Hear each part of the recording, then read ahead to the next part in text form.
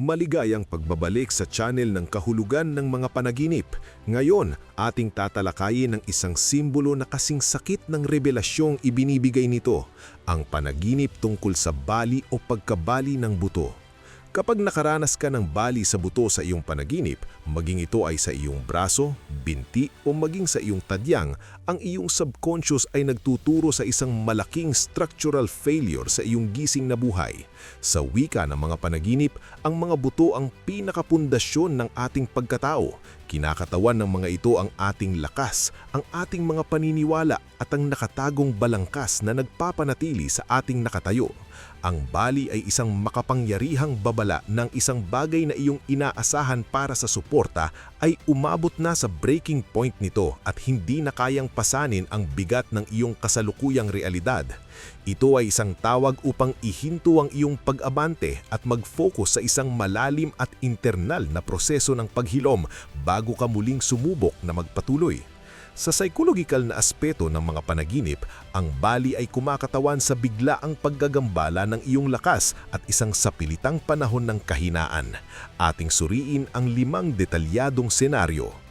Panaginip na nabali ang iyong braso. Sinusubukan mong magbuhat ng isang bagay o ipagtanggol ang iyong sarili at bigla mong naramdaman ang paglagutok ng buto. Dahil ang mga braso ang kumakatawan sa ating kakayahang kumilos at humawak sa mundo, ang panaginip na ito ay sumisimbolo sa pagkawala ng kakayahan o pakiramdam ng kawalang lakas. Maaaring nararamdaman mo na hindi mo na kaya pang hawakan o i-manage ang isang partikular na proyekto o hamon sa trabaho. Ito ay tanda ng iyong kapasidad na tuparin ang iyong kagustuhan ay nakompromiso. Panaginip ng bali sa binti habang naglalakad o tumatakbo. Ikaw ay patungo sa isang layunin at biglang bumigay ang iyong binti kasabay ng isang masakit na bali.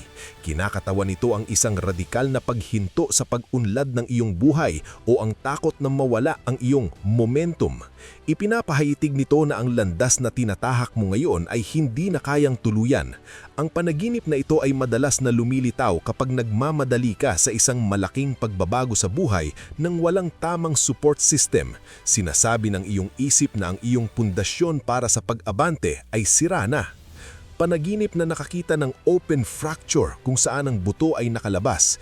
Ito ay isang matinding panaginip na nagpapahitig na ang isang nakatagong problema ay sa wakas ay naging hulad at hindi na maitatangbi.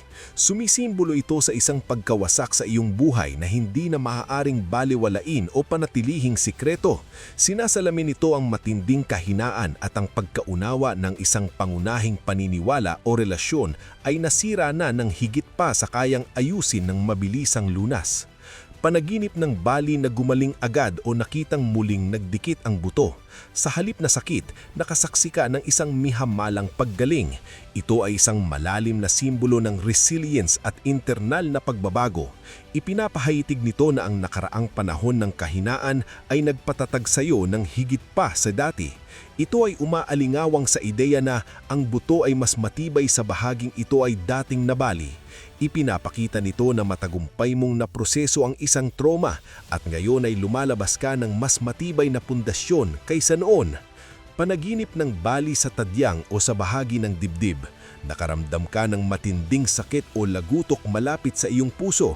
Kinakatawan nito ang isang pagkawasak sa iyong emotional na proteksyon o sa iyong vital na support system.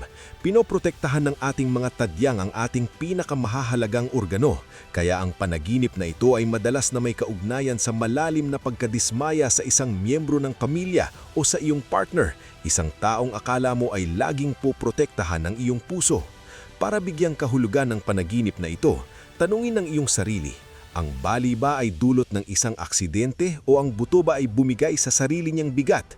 Ito ay magpapakita kung ang krisis ay galing sa labas o kung ikaw ay nagpapasan lang ng sobrang bigat. Ibahagi ang iyong kwento sa comments. Anong buto ang nabali sa iyong panaginip? Ano ang naramdaman mo?